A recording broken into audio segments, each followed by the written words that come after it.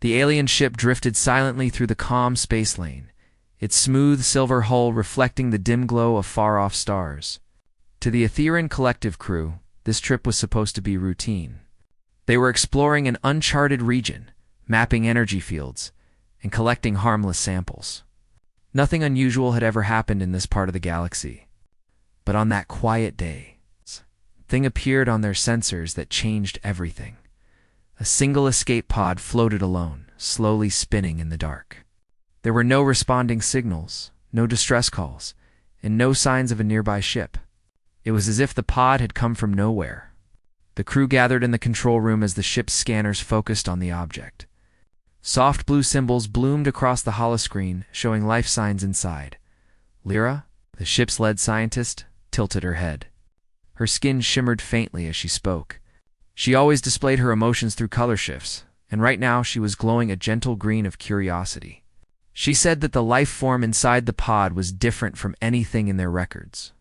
It had a strong heartbeat, dense muscle fibers, and strange chemical patterns in its blood. The captain of the ship, calm and thoughtful being named Aryan, gave the order to bring the escape pod aboard. No one argued. The Etherean collective valued life above all else. If someone was drifting helplessly through space, they helped. When the pod was brought into the docking bay, the crew gathered around it. The metal door was dented, the surface scorched, but the internal systems were still working. Aryan pressed a gentle hand on the release panel, and with a hiss of air, the pod opened. Inside lay a human man. None of the Etherean had ever seen a human before. His clothes were torn, and his face looked tired, as if he had fought to stay alive. He was unconscious, his breathing shallow, but steady. Lyra stepped forward and scanned him with a soft beam of light. She whispered that his body showed signs of extreme stress, dehydration, and cold exposure. But he would survive. They carried him carefully to the medical chamber, placing him on a soft platform that adjusted to his body shape. Lyra monitored his condition while other crew members analyzed the pod. No one could figure out where it came from. There was no ship nearby, no wreckage, and no records of this species ever traveling through that region. Hours passed. The ship continued drifting through space on low alert, giving Lyra time to study the mysterious visitor. She found that his body was surprisingly strong for someone in such bad condition. His muscles reacted quickly, and his brain activity was much more active than most species they knew. There was something sharp and determined inside him. When the man finally woke up, he jerked in surprise. His eyes darted around, trying to understand where he was. Lyra stepped back so he wouldn't feel threatened. She spoke gently, explaining that he was safe. The human stared at her in confusion. He had never seen anything like her before, with her luminous skin and graceful movements. But her voice was calm and her tone was kind. He relaxed a little. He introduced himself as Elias Carter, an engineer from a research convoy. His ship had been exploring a different section of space before something went terribly wrong. He struggled to remember details, but he said there had been an explosion, alarms, and orders to evacuate. His escape pod had launched unexpectedly as if someone else triggered it. The crew listened closely. They were careful not to overwhelm him. Elias spoke slowly, his voice rough, as he tried to make sense of everything. He said that their convoy had been traveling together, 3 ships with dozens of researchers, but he had no idea what happened to the rest of them. Once Elias was strong enough, he walked around the ship, amazed by everything he saw. The corridors glowed softly with moving lights. Doors opened automatically when he approached. The crew greeted him kindly wherever he went. He felt strange being surrounded by aliens, but none of them treated him with fear or hostility. Lyra stayed close to him, trying to understand humans. Elias showed her simple tools he kept in his pocket and explained how he used them. She watched with fascination as he demonstrated how a small multi-tool could be used for repairs. To her, the tool looked primitive, but the creativity behind it impressed her. Aryan joined them occasionally, asking Elias more about his species. Elias answered as best as he could. He spoke about Earth, about families, cities, and human history. The crew listened in awe. Humans seemed full of contradictions, fragile yet strong, emotional yet logical, reckless yet hopeful. Elias laughed and said humans were complicated even to themselves. Days passed, and Elias grew more comfortable aboard the alien ship. But something troubled him deeply. Late at night, he often stood near the observation window, staring at stars and thinking about his convoy. He feared they were in danger. The thought that they might still be out there, lost or waiting for help, kept him awake. One evening, Lyra approached him quietly. She asked why he always looked sad when the others were asleep. Elias hesitated, then said he believed his escape pod had not malfunctioned. It had thrown him out on purpose. Someone must have ejected him separately, maybe to save him, or maybe to get rid of him. He didn't know which possibility was worse. Lyra listened carefully. Her skin turned a soft blue, showing concern. She asked if he thought the rest of his convoy survived. Elias said he didn't know, but he refused to believe they were gone. Humans didn't give up that easily. He said he needed to search for them, even if it seemed impossible. The next day, Aaron called a meeting with the ship's officers. They discussed Elias's concerns. Some of the crew worried that looking for the convoy might lead them into dangerous territory. Others argued that finding the humans could also help the collective learn more about a new species. Lyra spoke up, saying that they had a responsibility. They had rescued one human. They couldn't ignore the possibility that more needed help. Her reasoning was simple, but her voice was firm. Arian nodded, understanding her point. The Aetherian collective always helped those in need. When Arian informed Elias that they would help him search for his missing convoy, Elias felt a weight lift from his chest. He had expected to be told no. Instead, these aliens he had known for only a short time were ready to risk their safety for him and for people they had never met. The search began with analyzing the escape pod's data.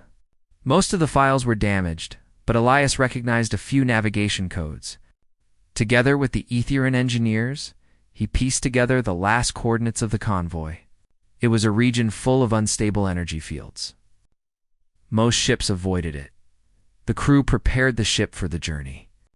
Elias helped where he could, using his practical knowledge to fix small problems. The Aetherian crew watched him work and admired his determination. Even though he had lost everything, still pushed forward. As the ship traveled to the last known location of the human convoy, tension grew. Elias stood on the bridge beside Lyra and Ariane, watching stars slip past. He hoped that somewhere ahead there would be signs of life. Maybe his captain, his friends, and the other researchers were still alive. When they reached the region, the scanners detected strange energy traces. There were metallic fragments scattered across space, broken pieces of human ships. Elias felt his chest tighten, but Lyra placed a gentle hand on his arm, reminding him that not all hope was lost. Aaron ordered the crew to scan carefully. Among the debris, they found something unusual. There were footprints on one of the drifting ship panels, marks from humans wearing suits. Supplies were missing. Tools had been taken. Someone had survived. Elias felt a spark of hope. He pointed out a faint signal pattern hidden deep within the wreckage. It was weak and nearly unreadable, but he recognized it. It was an encrypted distress code used by his convoy to send hidden messages. The crew worked together to decode the message. When the signal finally played, a soft voice came through. It was the voice of Elias's captain. The message said they were alive but trapped in a place that could not be easily described. They had taken shelter and were waiting for rescue. Elias's eyes filled with tears. His friends were alive. Ariane set a new course toward the coordinates hidden inside the message. The crew prepared for whatever lay ahead. Lyra's skin glowed with bright determination. Elias stood by the window again, but this time he didn't feel alone. The Aetherian ship moved forward, ready to help. They rescued one human, Elias whispered softly. So now they're helping us find the rest. The Aetherian ship moved quietly through the empty region of space, following the faint path left behind by the missing human convoy. The air inside the control room felt tense.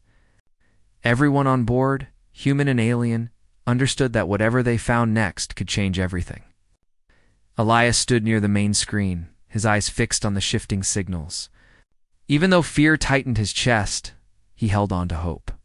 Somewhere out there, his people were alive.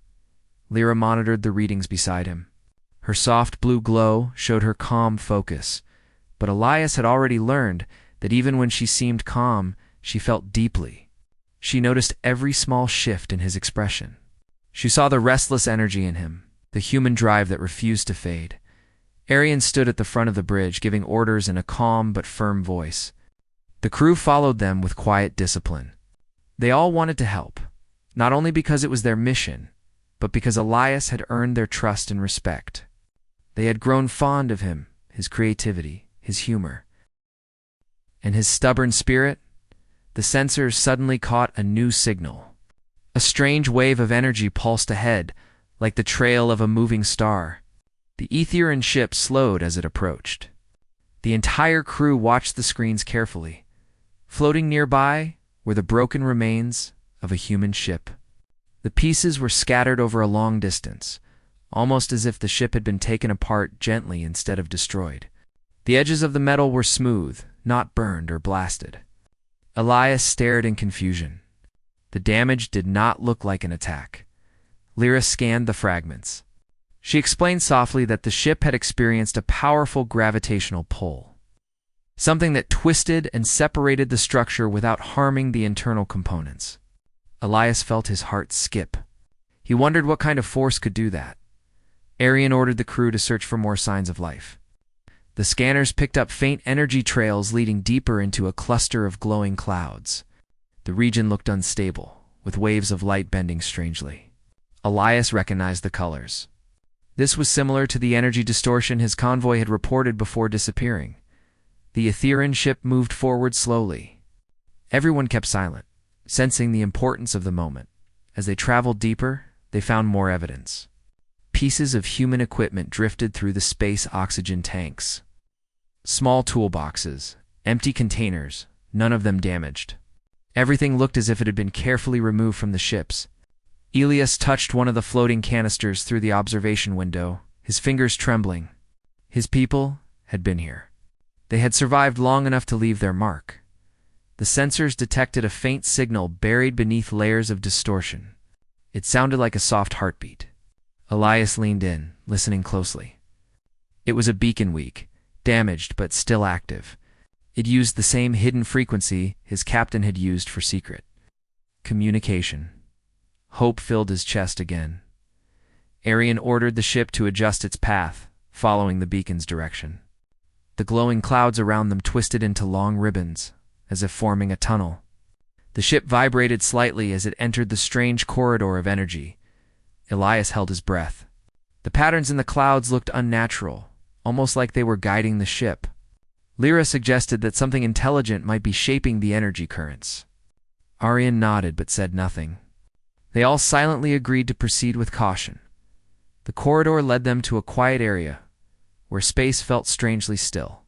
In the center of the stillness, a large structure shimmered like a sphere made of light. It looked ancient and beautiful, with floating rings orbiting it slowly. Elias stared in awe. He had never seen anything like it. The sensors confirmed something surprising. Inside the structure were human life signs. Not just a few many. Ilias's voice cracked when he spoke. He asked if they could enter. Arian nodded and gave the command to move closer. The sphere reacted as if aware of their presence.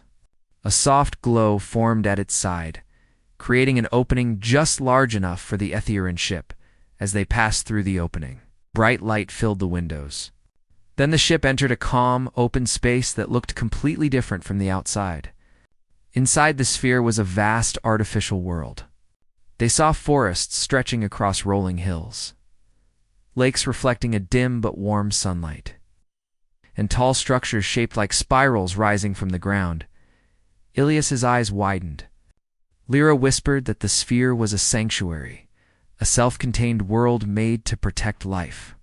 Arian's voice broke the silence when he said that the technology was far more advanced than anything they had ever seen.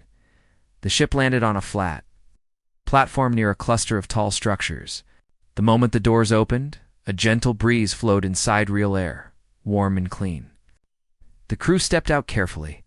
A group of peaceful beings came forward to greet them. Their bodies were tall and thin, glowing softly like light passing through crystal. They communicated not with words but with musical tones and symbols that floated in the air like drifting shapes. Lyra studied their communication and responded. With carefully shaped lights from her wrist console, the beings reacted gently, welcoming them with soft shimmering pulses. Elias held his breath as he watched. Then something incredible happened. From behind the crystal-like beings, a group of humans walked forward. Elias froze. For a moment he could not move. His eyes blurred with tears. He recognized their suits, their familiar movements, the way they looked around cautiously but hopefully. They had survived. One of them stepped out of the group, a woman with short dark hair and a calm expression. Elias recognized her instantly. It was Captain Mara Hale. She stared at him in disbelief before rushing forward. Elias met her halfway, and they embraced tightly. The Aetherian crew looked on silently, their glowing eyes soft with emotion. Captain Mara stepped back and touched Ilias's shoulder, checking if he was truly real. She explained that after the accident, the convoy had been caught in a strange gravitational wave that pulled them through space. Their ships were damaged. But the beings called the Valair found them and brought them into the sanctuary for safety. Elias listened, overwhelmed. The Valari had given the humans food, shelter, and a safe environment to recover. The humans had lived inside the sphere peacefully, learning about the Valaris culture and helping repair some of the sphere's old systems. Lyra translated the Valaris explanation. They had rescued the humans out of compassion. When they saw the ships breaking apart, they understood that the humans were not prepared for the region's unstable energy fields. So the Valari did the only thing they could. They saved everyone they could reach. Elias felt intense gratitude. He bowed slightly to the Valari, unsure of the proper gesture.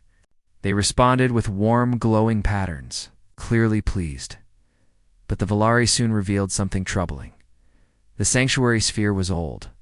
Its core, the heart of the artificial world, was weakening. Cracks were forming slowly. If left unrepaired, the entire habitat would collapse. The humans inside would be in danger, and the Valari would not be able to move them easily. Arian stepped forward and offered help immediately. The Aetherian had experience with ancient structures, though not as advanced as this one. The Valari welcomed their assistance. Elias looked at Captain Mara. She nodded. Humans would help too. They had survived thanks to the Valari, and now it was their turn to give back. As they walked deeper into the sanctuary, Elias noticed how humans had already adapted to the environment. They had built small workstations, organized resource areas, and created routines. The Valari had been impressed by human creativity, saying that humans turned confusion into progress. Captain Mara explained that they had been sending faint signals, hoping someone would find them. She had not known whether Elijah's pod had reached anyone. Elias told her everything: the Aetherian ship, their rescue, and the crew's willingness to help him search. Mara gave a rare smile. She said she was glad Elias had not been alone as the group moved through the sphere. Elias felt something shift inside him. He understood now how large the universe truly was, how many beings existed who chose kindness over fear. The Aetherian had rescued him. The Valari had rescued his people, and now all three species stood together. The part ended when Elias stood in front of the glowing entrance to the sphere's core chamber. The light illuminated his face as he took a slow breath. Behind him were humans ready to help, Aetherian ready to support, and Valari ready to guide.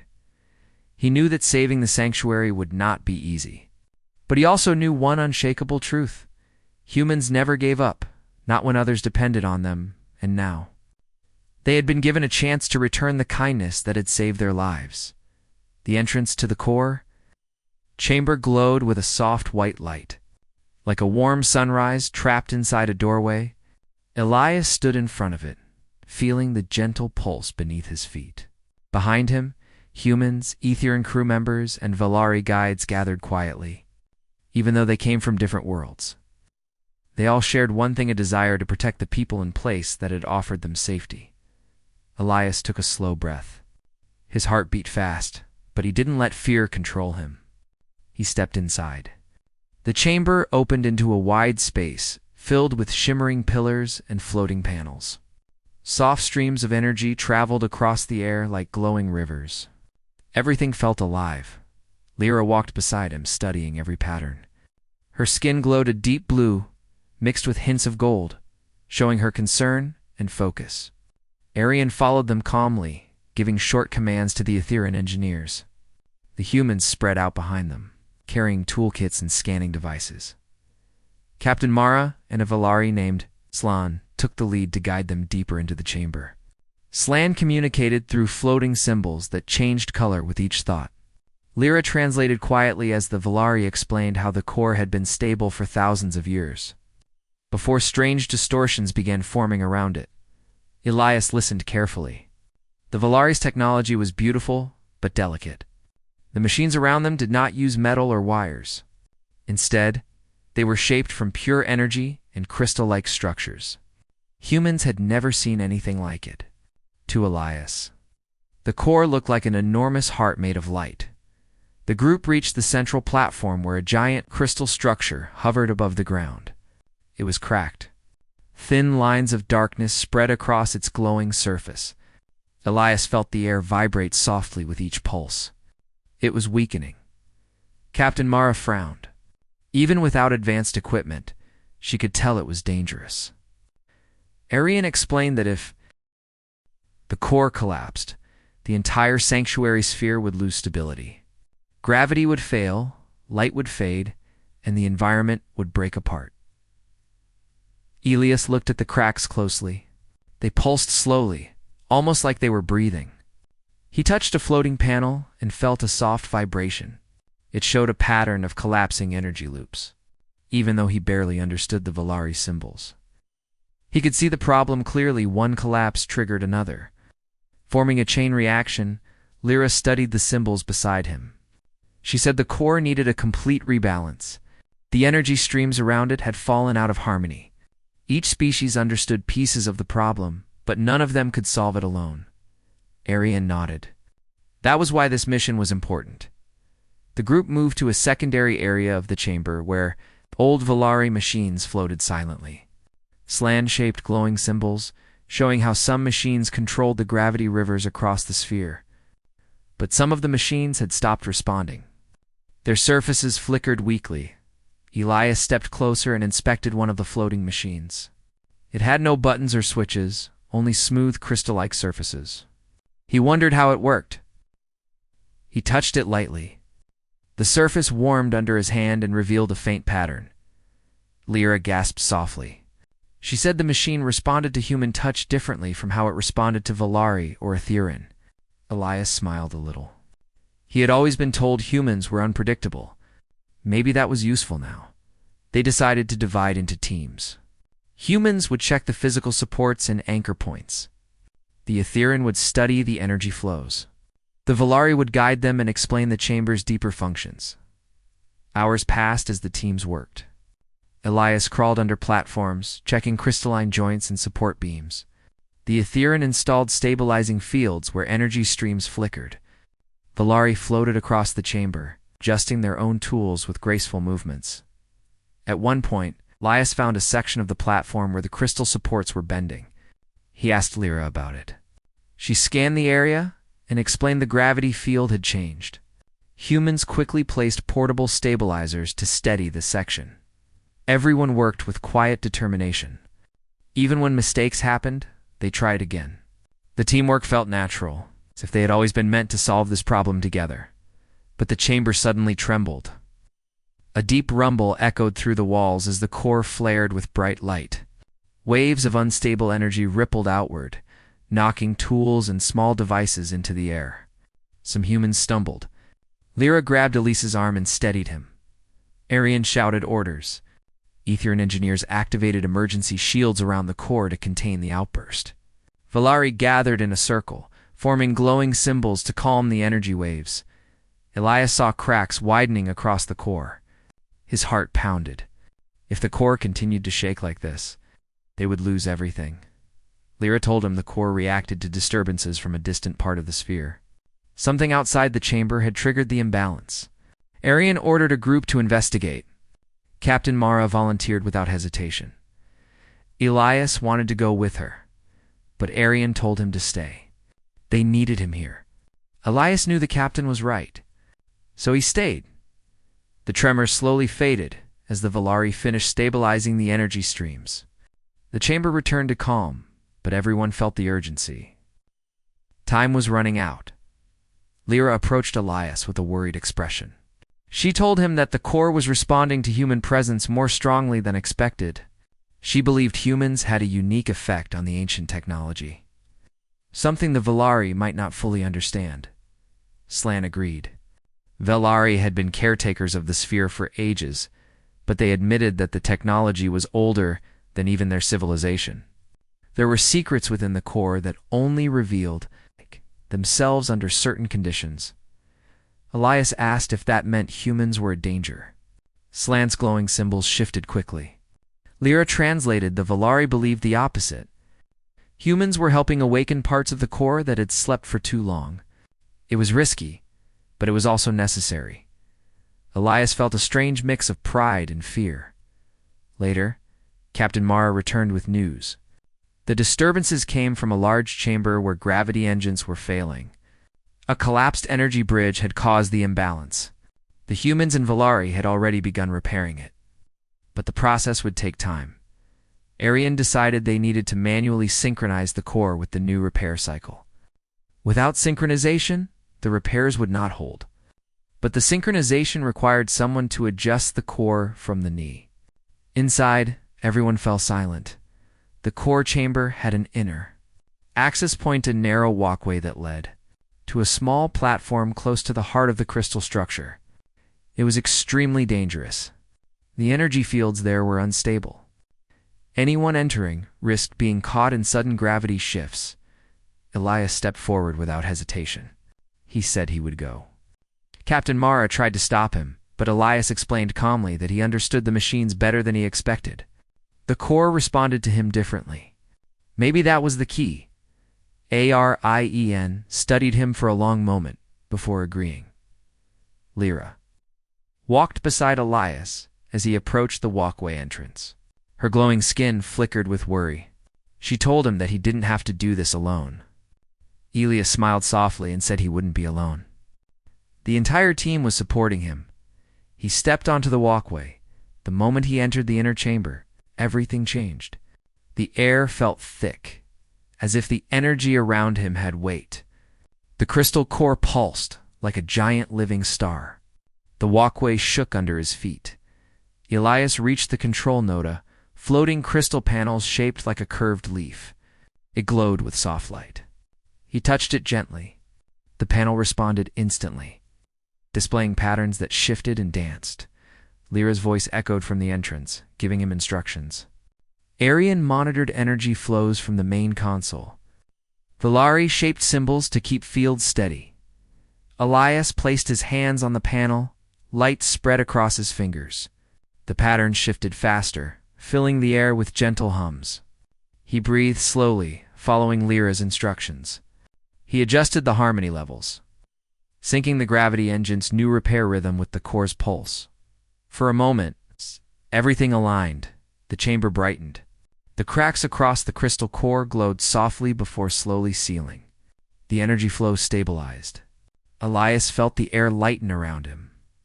When the process finished, he stepped back. The core pulsed gently strong, steady, alive. Cheers rose from the humans and Etherin.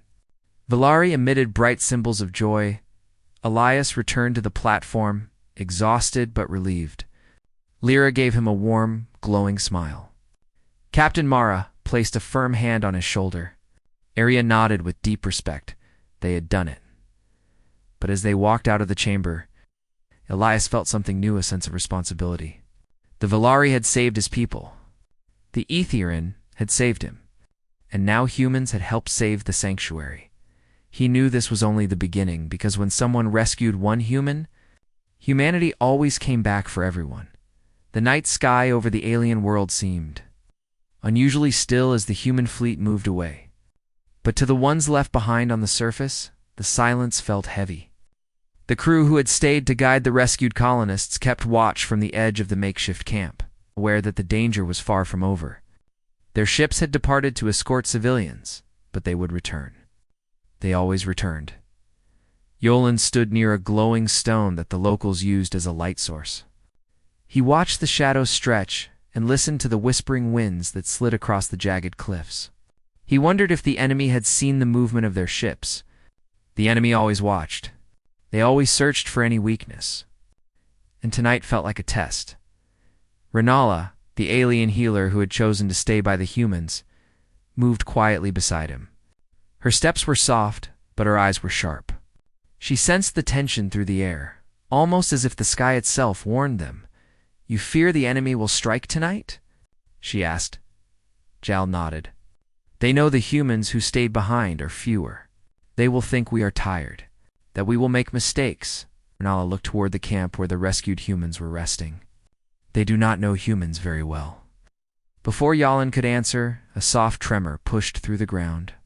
A faint vibration, almost like a pulse. He lifted his head immediately. "That is not natural," Renala whispered. Another tremor came, stronger this time. Then a distant light lit up the far horizon.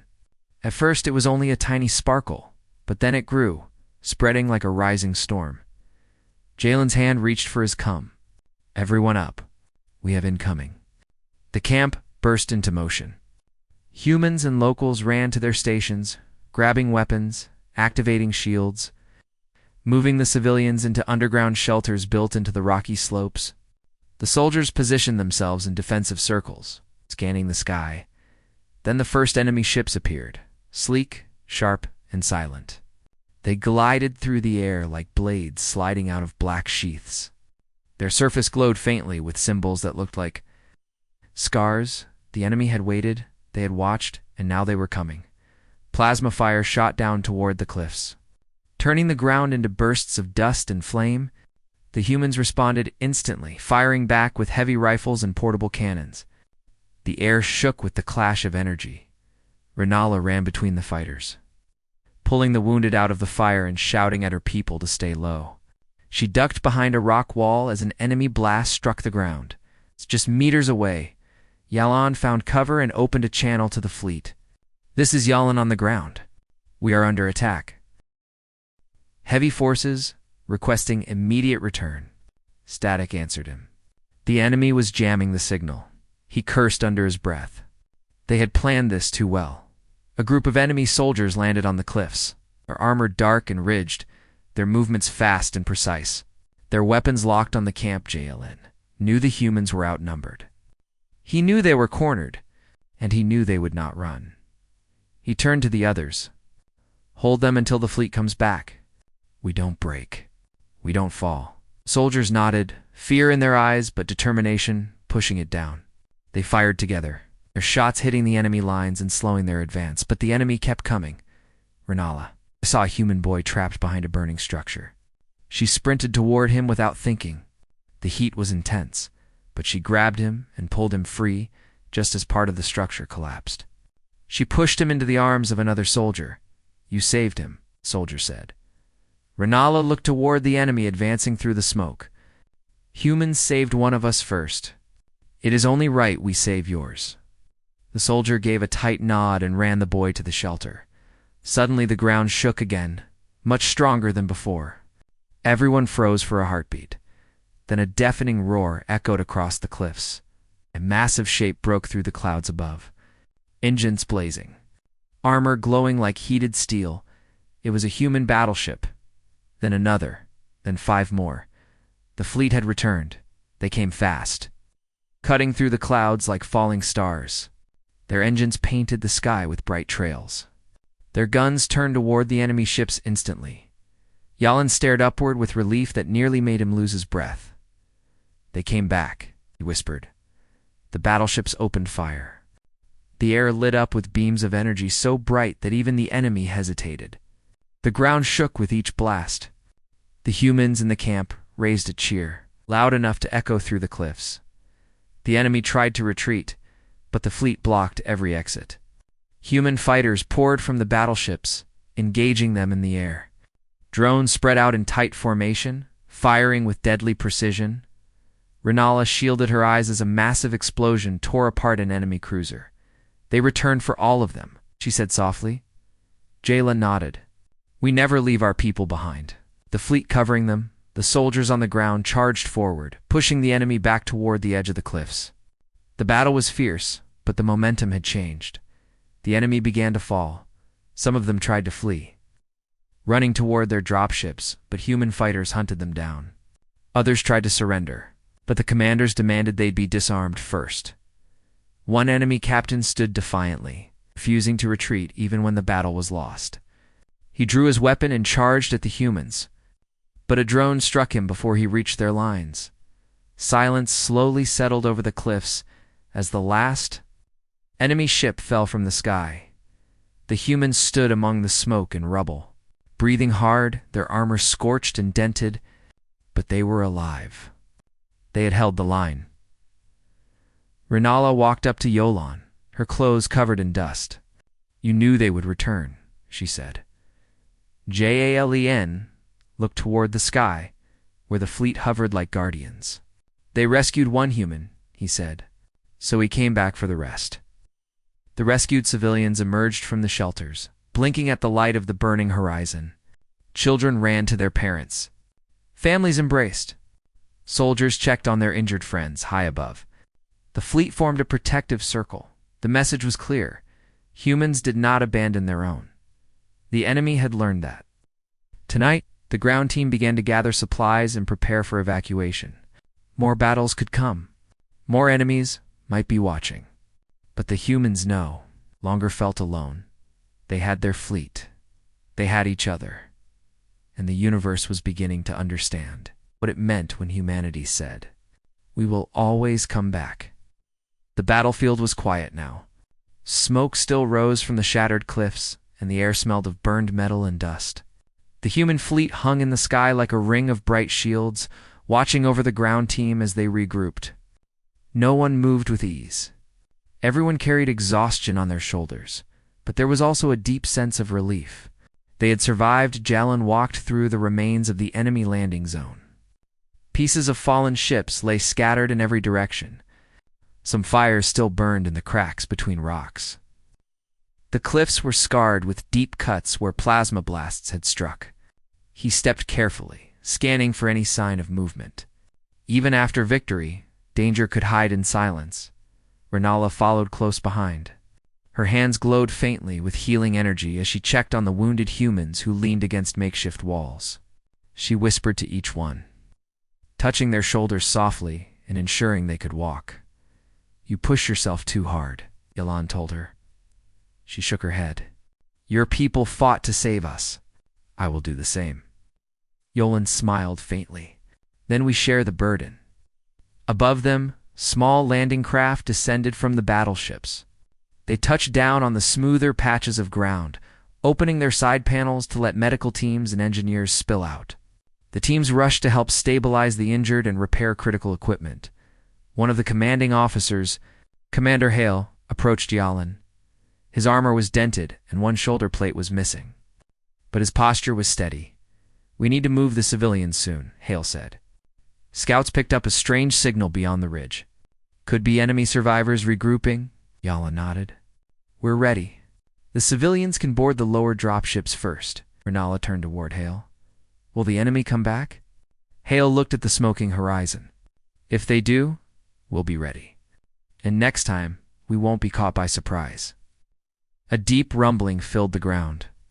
Everyone froze for a moment, but then the rumble evened into a mechanical hum. It was a column of armored transport vehicles rolling toward the camp, guided by drones. They had been dropped from the battleships to help move people across the rough terrain. The rescued civilians began to gather. Families stayed close together, some carrying small bags, others with nothing but the clothes on their backs. Children held tightly to their parents, afraid to let go after everything they had seen. One boy approached Yolan shyly. His voice trembled. Are we leaving now? Yolan knelt to his height. Yes, we're going somewhere safe. No one will hurt you again. The boy nodded and ran back to his family as the transports loaded civilians. Human soldiers formed a protective line on both sides. They scanned the cliffs and the shadowed cracks where enemies could hide. The fleet above shifted formation. Covering the ground with overlapping shields, Rinala looked around at the humans, working together, the engineers repairing equipment, the soldiers checking weapons, the medics comforting the injured. Their unity amazed her. "You move with one purpose," she said. "Your people do not hesitate." "That's how humans survive," Yolan replied. "We stand together, even when everything around us falls apart." A sudden alert flashed across Jalen's visor. Hale received it too. They exchanged a serious look. "What is it?" Rinala asked. Hale tapped his wrist display. "One enemy ship escaped the battle. Just one. But they sent a message before fleeing." Yolan felt a chill. "A message?" Hallie nodded. "They called for reinforcements." A silence settled between them. The civilians kept loading the transports, unaware. The sky slowly darkened as clouds drifted across the sun. Rinala's voice was soft but steady. "How long before they arrive?" "We don't know," Hale said. "But we will get everyone out before they do." The transports began to move toward the extraction point. Soldiers marched beside them, keeping pace.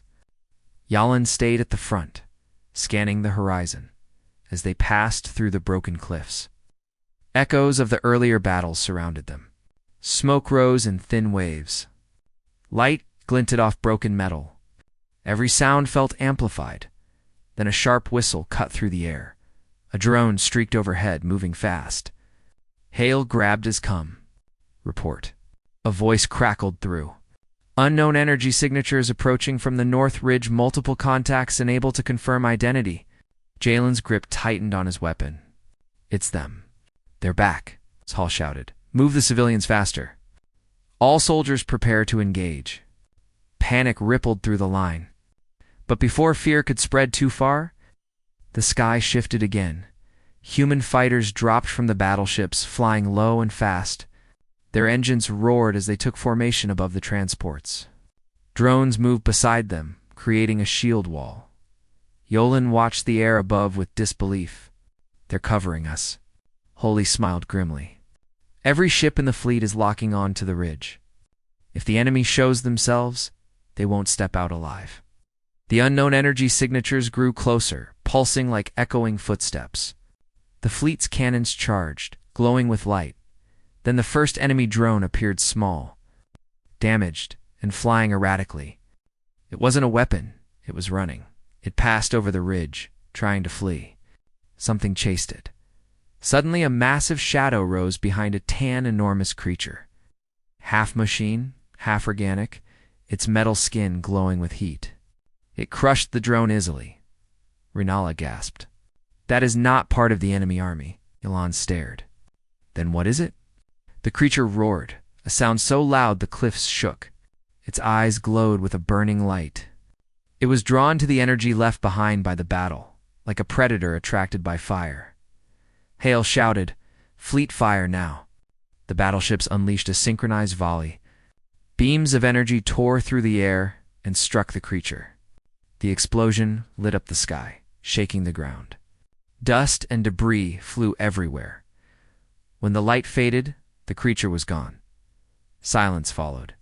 No new threats appeared. The soldiers exhaled in relief. Hale turned to the fleet channel. Target neutralized. Begin full evacuation. Transports accelerated toward the extraction platform where massive shuttles waited. One by one, the civilians boarded.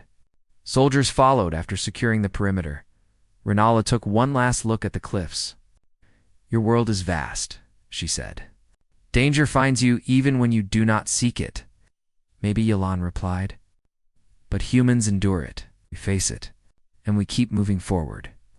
When the final shuttle closed its doors, the fleet began to ascend. The world beneath them shrank, its wounds still visible. Inside the main transport, the rescued civilians sat quietly, watching the stars through the windows. Rinala sat beside Yalan. "I finally understand," she said. "Why you returned?" Yolan looked at her. "We couldn't leave our people behind." She shook her head gently.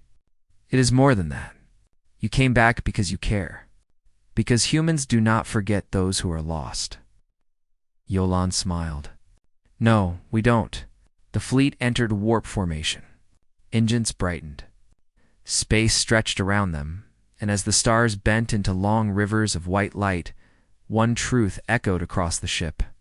Shared by soldiers and civilians alike, they rescued one human, so humanity came back for all of them. And they would do it again, as long as even one voice called for help. Humans would answer, they always did, and the universe was beginning to learn. Why humanity survived every storm. They never fought alone.